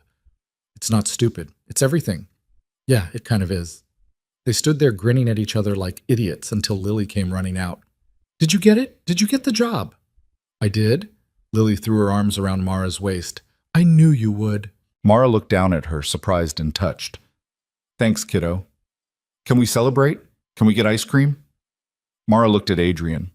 He nodded. Yeah, Mara said. We can get ice cream. They piled into the car, drove to the ice cream place downtown that Lily loved, got cones that were too big, and ate them at a picnic table while the sun set and the city came alive around them. Lily talked nonstop. Mara listened. Adrian watched them both and thought about how strange life was, how you could lose everything and still find something worth holding on to. On the drive home, Lily fell asleep in the back seat. Mara looked back at her and smiled. She's a good kid, she said quietly. She is. You're doing a good job. I'm trying. That's all any of us can do. When they got home, Adrian carried Lily inside. Mara followed him up to her room and waited in the hallway while he tucked her in. She really does look like Elena, Mara said when he came out. I know, it used to hurt. Now it just makes me grateful. That's good, that you can see it that way. They walked downstairs. At the door, Mara paused. Can I ask you something? Always. Do you think you'll ever stop loving her, Elena? Adrian was quiet for a long moment. No, I don't think I will. Mara nodded. Good. You shouldn't. But I think maybe there's room for other things too. Other people. I'm starting to believe that. Yeah? Yeah. Something passed between them. Unspoken, but real. Good night, Adrian. Good night. She left. Adrian stood in the doorway watching her cross the yard, and for the first time in 2 years, the house didn't feel quite so empty. The weeks blurred together after that. Mara started her job and came home exhausted but happy. She'd tell stories about the kids in her class, about the teacher she worked with, about the small victories and daily chaos. Adrian started taking Fridays off, not going to the office, just being home. Sometimes they'd all have dinner together. Sometimes Mara would cook. Sometimes they'd order takeout and eat in the backyard while Lily ran around catching fireflies. One night in late May, Lily asked Mara to help her with a school project about family trees. I don't know if I'm the right person for this, Mara said. Why not? Because family is complicated, and I don't really have one. Everyone has one. Not me, not anymore. Lily thought about it. Then you can be part of ours. Mara looked at Adrian. He shrugged, leaving it up to her. Okay, Mara said. I can help. They spent 2 hours at the kitchen table, Lily asking questions and drawing branches. When it came time to add Mara, Lily drew her off to the side with a line connecting to both Adrian and herself. What's that? Mara asked. You're our friend. Friends are family, too. Mara's eyes went wet. Yeah, they are. Later, after Lily was in bed, Mara found Adrian in the den. Hey, she said. Hey, can we talk? Of course. She sat down on the couch. He turned off the TV and gave her his full attention. I've been thinking, she said, about the guest house, about staying here. Adrian's stomach tightened. Okay. I don't want to overstay. I don't want to be a burden, but I also don't want to leave. You're not a burden. You say that now. I'll say it forever. She smiled. You can't promise that. Watch me. Adrian, stay. However long you want. However long you need. Stay. What if I mess up? What if I'm not good at this? At what? Being part of something. Being around people who care. I haven't done it in so long. Then we'll figure it out together. What about Lily? What about her? What if she gets attached and I leave and it hurts her? What if you stay and it's good for all of us? Mara looked at him, really looked at him. You make it sound easy. It's not easy, but it's simple. You're here. We want you here. Stay. She was quiet for a long time. Then she said, Okay. Okay. I'll stay. For now. For now is good enough. She stood up, started to leave, then turned back. Adrian? Yeah? Thank you. For everything. For seeing me when I was invisible. For not giving up on me when I gave up on myself. You never gave up. You just got tired. Same thing. No, it's not. She smiled, small and real. Good night. Good night. After she left, Adrian sat in the dark for a while. The house was quiet. Outside, he could see the guest house lights still on. Mara moving around inside. He thought about Elena, about the promise he'd made to never abandon the diner, about how he'd kept that promise for 2 years until the promise changed into something else, something alive and growing. He pulled out his phone, opened his photos, found the picture of him and Elena at the beach, looked at it for a long time. I think you'd understand, he said to the image. I think you'd want this. For me, for Lily, for all of us. The picture didn't answer, but he felt lighter anyway.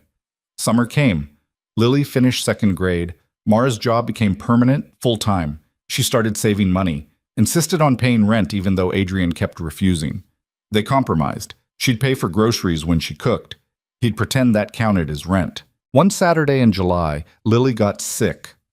Really sick. Fever spiking to 103. Throwing up everything she tried to eat. Adrian called the pediatrician. They said to monitor it. Give her fluids. Come in if it got worse. It got worse. By midnight, Lily was delirious, crying for her mother. Adrian sat beside her bed, helpless, trying to keep her cool with wet cloths and failing. Rosa had the weekend off. He was alone. No, not alone. He texted Mara. Lily's really sick. I don't know what to do. She was there in 2 minutes, barefoot, hair messy, still in her pajamas. What's her temp? She asked. 104.2. We need to get her to the hospital. The doctor said, I don't care what the doctor said. That's too high. We go now. Adrian didn't argue, just scooped Lily up. She was burning against his chest. Mara grabbed his keys, drove while he held Lily in the back seat. The hospital was 20 minutes away. Mara made it in 12. They rushed inside. Nurses took Lily back immediately. Adrian tried to follow, but they stopped him. We need to examine her. You can see her soon. He stood in the waiting room, shaking. Mara put her hand on his arm. She'll be okay, she said. You don't know that. No, but I believe it. And you need to believe it too. They waited. An hour. Then 2. Finally, a doctor came out. She's got a severe ear infection, spread to her throat. We've got her on IV antibiotics. She's going to be fine, but we'd like to keep her overnight for observation. Adrian nearly collapsed with relief. Can I see her? Of course. Lily was in a bed, hooked up to machines, looking small and pale. But her eyes were open and she managed a weak smile when she saw him. Hey, baby girl, he said, sitting beside her. Hi, Daddy. You scared me. Sorry. Don't be sorry. Just get better. Okay? Mara stood in the doorway. Lily saw her and reached out a hand. Mara came over and took it. "You came too," Lily said. "Of course I did." "I'm glad." "Me too, kiddo." They stayed until Lily fell asleep. Then Adrian convinced Mara to go home and get some rest. He'd stay with Lily. "You sure?" Mara asked. "I'm sure. I'll call if anything changes." She nodded, started to leave, then came back and hugged him, quick and fierce. "She's going to be fine," she said. "I know. You're a good dad." "I'm trying. That's all that matters." She left. Adrian sat in the chair beside Lily's bed, watching her breathe, and thought about all the people who'd shown up when he needed them. Rosa, Mara, even Britt and Lou at the diner, in their own way. He wasn't alone. Not anymore. Lily came home the next day, weak but better. Mara brought over soup she'd made, sat with Lily while Adrian showered and changed, read to her until she fell asleep. "Thank you," Adrian said when Mara finally left. "You don't have to keep thanking me." "I know, but I'm going to anyway." She smiled. "Yeah, I figured." That night, Adrian couldn't sleep. He kept checking on Lily, making sure she was breathing, making sure the fever hadn't come back. Around 2 in the morning, his phone buzzed. "You still up?" "Mara." "Yeah, me too. Can't shut my brain off. Same. She's okay, you know." "Lily, she's tough." "I know. Doesn't make it easier." "No, it doesn't. Thanks for tonight. For knowing what to do when I didn't. That's what friends do." Adrian stared at the word. Friends. It felt too small for what they'd become, but he didn't have a better word yet. "Get some sleep," he typed. "You too." He set the phone down and closed his eyes. In the morning, everything would start again, the routine, the work, the endless motion forward. But tonight, in the quiet dark, he let himself feel grateful. For Lily, for Mara, for second chances and new beginnings, and the strange, unexpected way life could still surprise you, even when you thought you'd seen it all. August arrived with heat that made the city shimmer. Adrian found himself thinking about the diner less and less. The ritual that had defined 2 years of his life had faded into something quieter, something that didn't demand his grief every Friday at 6:15. He still thought about Elena, still missed her. But the missing had changed shape. It wasn't the sharp, cutting thing it used to be. It was softer now, more like an old scar than an open wound. Mara noticed. "You're different," she said one evening. They were sitting on the patio while Lily practiced cartwheels on the lawn, her form terrible, but her enthusiasm limitless. "Different how?" Adrian asked.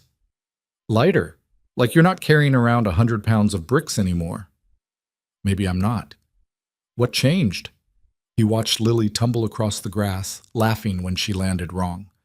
"I don't know. Everything, nothing. You being here. Lily getting older. Time, I guess." "Time doesn't heal anything. That's a lie people tell themselves." "Maybe not heal, but it makes things bearable." Mara pulled her knees to her chest. She'd gained weight since moving in, her face fuller, her eyes brighter. She looked healthy, alive. "I used to think I'd never stop hurting, about my daughter, about everything I lost." "Do you still hurt?" "Every day? But it's different now, like you said, bearable." They sat in comfortable silence. Lily ran over, breathless and grass-stained. "Did you see? I almost did a cartwheel." "Almost counts," Mara said. "Will you try? I want to see if grown-ups can do them." "I definitely can't." "How do you know if you don't try?" Mara looked at Adrian. He grinned. "She's got a point." "I hate you both." But she stood up, tried a cartwheel. Her arms buckled and she landed in a heap, laughing. Lily shrieked with delight and tried to copy her, ending up in an identical heap. Adrian watched them lying in the grass, laughing at nothing and everything, and felt something warm settle in his chest. This was what Elena had wanted for him. Not to forget her, but to live anyway. That night, after Lily was asleep, Adrian made a decision. He pulled out his phone and texted Mara. "Want to go somewhere tomorrow?" "Where?" "It's a surprise. Bring comfortable shoes. I don't like surprises. Trust me. 3 dots. Then, fine. But if this is weird, I'm blaming you. Deal." The next morning, Adrian told Rosa they'd be gone for the day. He made sandwiches, packed them in a cooler, and knocked on the guest house door at 9. Mara answered in jeans and a t-shirt he'd bought her months ago that she'd finally stopped pretending she hadn't needed. Where are we going? You'll see. Adrian, just get in the car. They drove for an hour, out of the city and into the hills. Mara watched the landscape change through the window, her expression unreadable. If you're taking me somewhere to murder me, this is a really elaborate plan, she said. That's exactly what I want you to think. She almost smiled. They pulled up to a small park Adrian had found online. Nothing fancy, just trails and trees and a lake that probably had more algae than fish. He parked and got out. Mara followed. A park? Elena and I used to come here, before Lily, before everything got complicated. We'd hike and talk and pretend we had our lives figured out. Why are we here? Because I wanted to show you something. He led her down a trail that wound through the trees. After 20 minutes, they came to a clearing with a view of the lake. The water was perfectly still, reflecting the sky like a mirror. She loved this spot, Adrian said. She'd sit right here and say it was the only place that made sense. Mara stood beside him, looking out at the water. It's beautiful. Yeah. Why did you bring me here? Adrian took a breath. Because I've been thinking about what you asked me, about whether I'll ever stop loving Elena. You don't have to. I won't. Stop loving her, but I've realized something. Love isn't a finite thing. It doesn't run out. Elena's been gone for 2 years and I still love her, but there's room for other things too, other people. Mara went very still. Very full. I'm not saying this right, Adrian continued.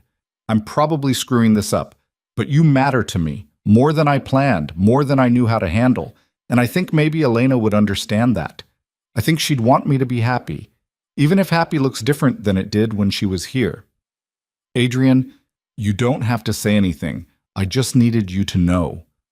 Mara turned to face him. Her eyes were bright. You're an idiot. So I've been told.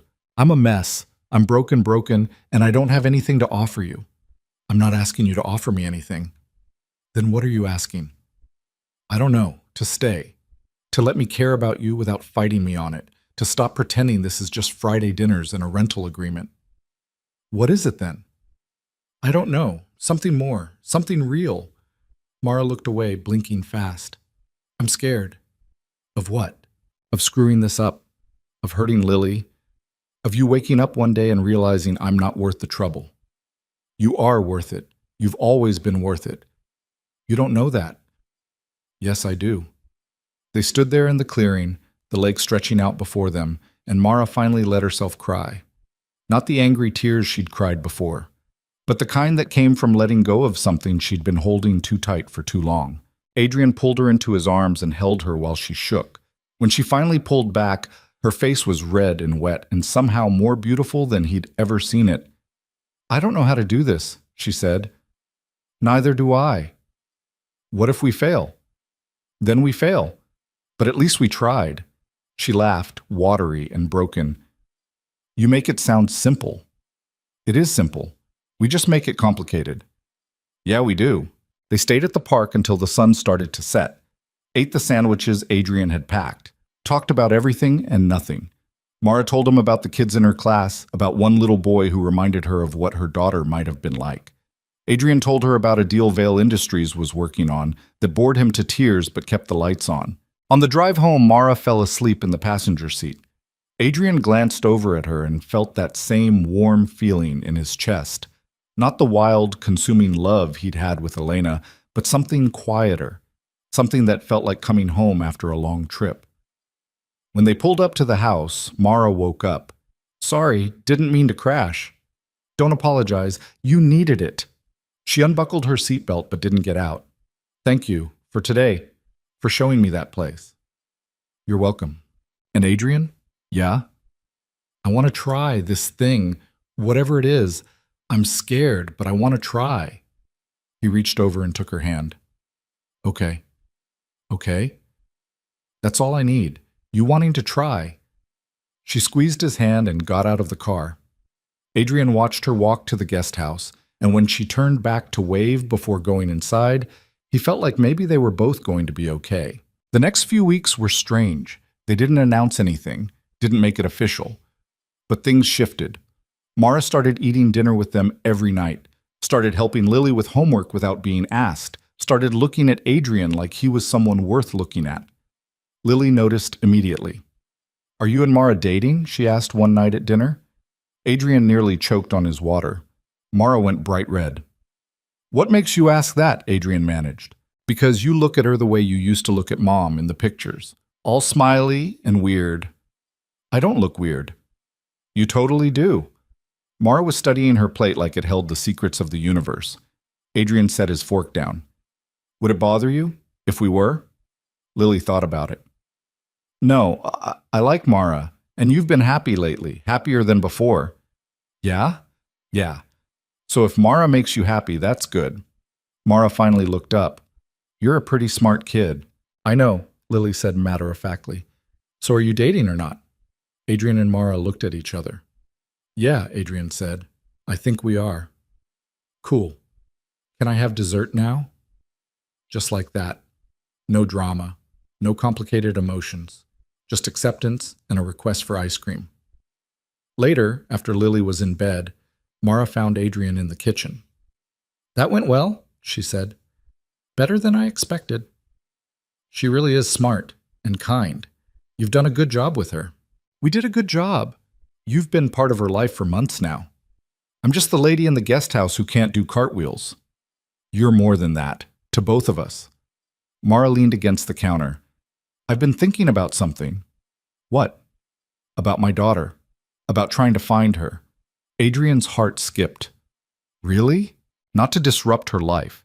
Not to show up and mess everything up, but just to know she's okay, to maybe send a letter or something. Let her know I exist if she ever wants to find me." "I think that's a good idea." "You do?" "Yeah.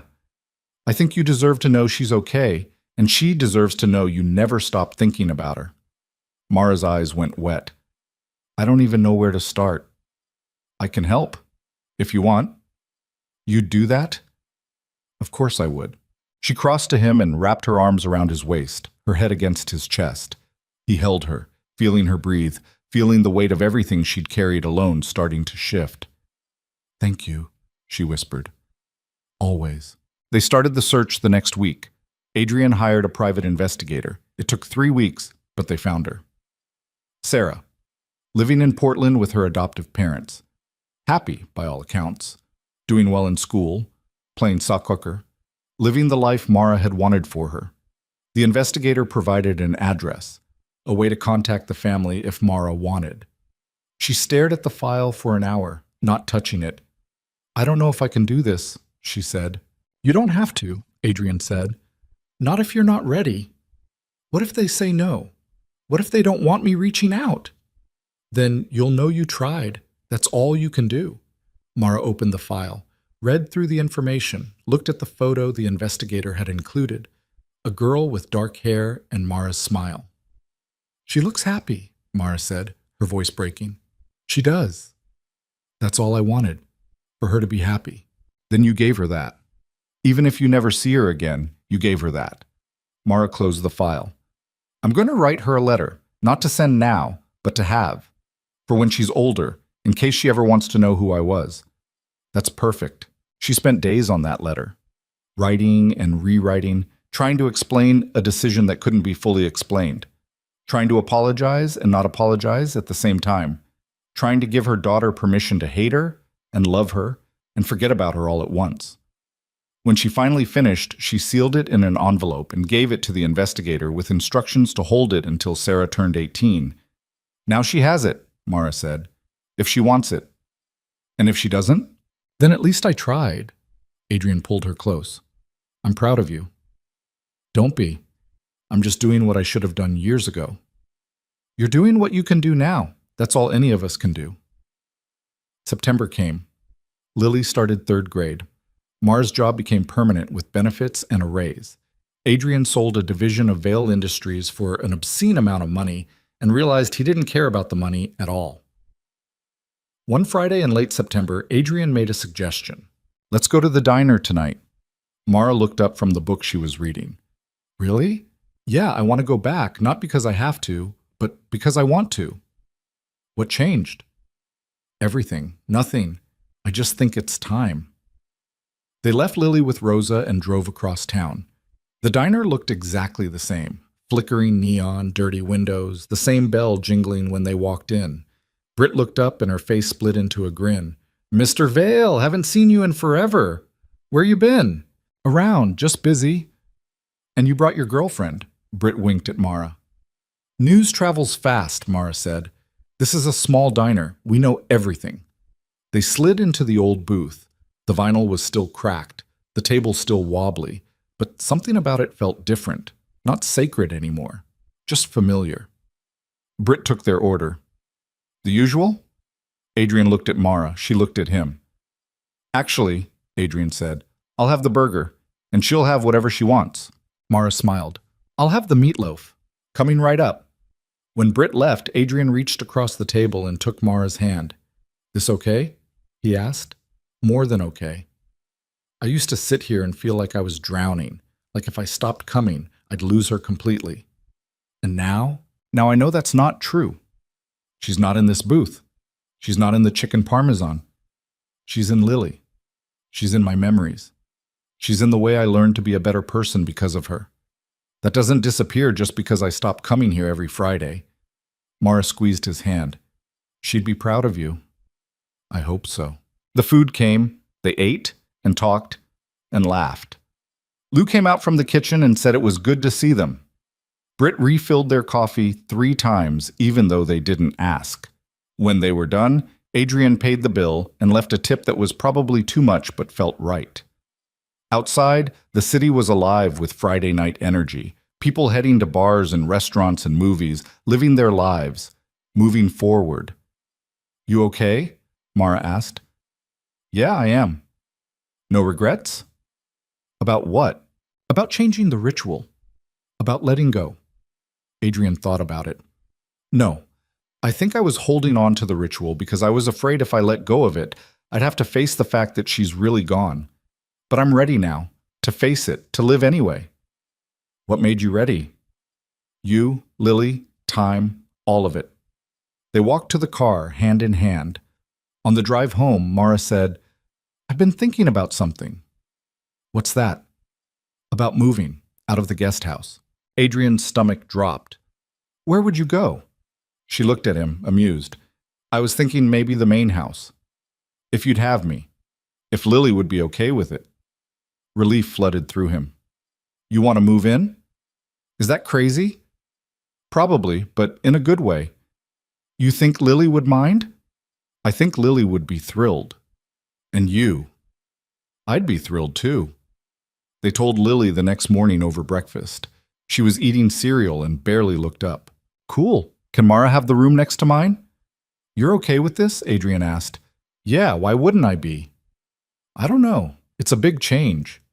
"Dad, she's already here every day. This just means she won't have to walk across the yard at night. It's not that big a deal." Mara laughed. "You're very practical." "I get it from my mom." Adrian felt his throat tighten, but it was a good tight, the kind that came from being grateful. Mara moved in the following week. Didn't have much to move, just clothes and books and a few things she'd accumulated. She took the room next to Lily's, even though Adrian's room was bigger and down the hall, and implied things neither of them was quite ready to imply yet. "We'll get there," Mara said when he raised an eyebrow. "I'm not pushing." "I know, but I need to do this slow. Make sure it's real." "It's real." "I know, but I need to believe it." So they took it slow. Family dinners and movie nights and homework help. Mara teaching Lily to cook. Adrian teaching Mara to use the espresso machine. Lily teaching them both to play the card game she'd learned at school that made no sense, but she loved anyway. They became a family in the quiet, unremarkable way that families form. Not perfect, not without tension or arguments or bad days, but real. One night in October, Adrian couldn't sleep.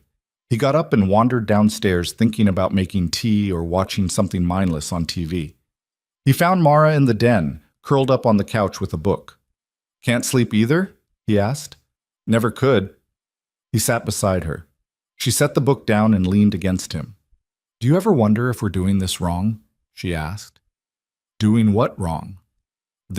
Us, moving too fast or too slow or just generally screwing everything up. Every single day. Really? Yeah, but then I look at Lily and she's happy, and I look at you and you're happy, and I'm happy, and I think maybe we're doing it exactly right. What if it falls apart? Then it falls apart. But I'd rather try and fail than never try at all. Mara tilted her head to look at him. When did you get so wise? I'm not wise. I'm just tired of being scared. Yeah, me too. She kissed him then, soft and tentative and perfect. When they pulled apart, they were both smiling. I love you, Mara said. I didn't mean to, but I do. Adrian's heart felt too big for his chest. I love you too. Even though I'm a mess? Especially because you're a mess. We match. She laughed and kissed him again. They stayed on the couch until the sun started to come up, talking about nothing and everything and all the ways they were going to try not to screw this up. When morning came, Lily found them asleep on the couch, tangled together. She threw a blanket over them and went to make herself breakfast, completely unbothered. November arrived. Thanksgiving came and went. Adrian, Mara, and Lily spent it together with Rosa, eating too much and watching football and playing board games that got way too competitive. One Friday in early December, Adrian had an idea. Let's go to the diner tonight, he said. Again? Mara asked. Yeah, but not just us. Let's bring Lily. Mara looked surprised. You sure? I'm sure. I want her to see it. I want her to understand why it mattered. And why it doesn't anymore? No. Why it still matters. Just differently. They drove to the diner at 6. Lily sat in the back seat, excited because she'd never been there before and everything new was an adventure when you were 8. When they walked in, Britt's face lit up. The whole family! This is new! We thought it was time, Adrian said. They slid into the booth. All 3 of them. Lily in the middle. Britt brought menus, but Adrian waved them away. 3 chicken parmesans, he said, and fries. You got it. Lily looked around the diner with wide eyes. This is where you and Mom used to come? Every Friday. It's kind of old. It is. But I like it. The food came. They ate together. Lily asked a million questions. Adrian answered them all. Mara listened, adding details here and there, making Lily laugh. When they were almost done, Lily said something that stopped Adrian cold. Do you think Mom would like Mara? Adrian looked at his daughter, at her hopeful face and Elena's eyes. Yeah, sweetheart. I think she would. Me too. I think they'd be friends. Why do you think that? Because they both care about you. And me. And they both make things better even when things are hard. Mara's eyes went wet. She reached over and took Lily's hand. Thank you, kiddo. That means a lot. You're welcome. They finished eating. Adrian paid. Left a tip that made Britt's eyes go wide. Outside, the 3 of them stood on the sidewalk. The city was cold and bright with Christmas lights going up. People rushed past, busy with their lives. Can we come back? Lily asked. Yeah, Adrian said. We can come back whenever you want. Good. I like it here. They walked to the car. Lily ran ahead, chasing something only she could see. Mara slipped her hand into Adrian's. You did good, she said. We did good. Yeah, we did. On the drive home, Lily fell asleep in the back seat. Adrian glanced in the rearview mirror at her, then at Mara in the passenger seat. This was his life now. Not the one he'd planned, not the one he'd expected, but the one he had, the one he'd built from the wreckage of everything he'd lost. And it was good. Not perfect, but good. When they got home, Adrian carried Lily upstairs. Mara followed. They tucked her in together, working in the quiet synchronization of people who'd done this 100 times before. Downstairs, they stood in the kitchen, not ready to go to bed, not ready for the day to end. I've been thinking, Adrian said. About what? About Elena. About the promise I made her. The diner? Yeah. I kept that promise for 2 years. Sat in that booth every Friday like she was still there. Like if I just kept showing up, she wouldn't really be gone. And now? Now I realize the promise wasn't about the diner. It was about not giving up, not letting grief win, not forgetting how to live. Mara nodded. I think you kept that promise, Just not the way you thought you would. No, not the way I thought. Is that okay? Yeah, I think it is. I think Elena would understand. I think she'd want this. For me to be happy. For Lily to have a family again, even if it looks different than before. Mara moved closer. You're a good man, Adrian Vale. I'm trying. That's all any of us can do. She kissed him. He kissed her back. And in that moment, standing in his too-big kitchen with the woman who'd stumbled into his life on a rainy Friday night, Adrian felt something he hadn't felt in years. Peace. Not the absence of pain, but the presence of something stronger. Hope. Love. The belief that life could still be good even after it had been unbearably hard. They went to bed in separate rooms that night, but Adrian knew it wouldn't always be that way. They were taking their time, building something real, something that could last. In the morning, he woke to the smell of pancakes, went downstairs to find Mara and Lily in the kitchen, flour everywhere, laughing about something. Morning, Mara said. Morning, what's all this? Lily wanted to make breakfast. I'm supervising. She's really bad at it, Lily added cheerfully. Hey, I'm doing my best. Adrian poured himself coffee and watched them work. Two people who'd come into his life when he'd needed them most.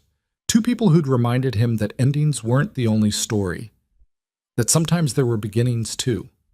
He thought about Elena, about the life they'd had, about the promise he'd made and the promise he'd kept, just not the way he'd expected.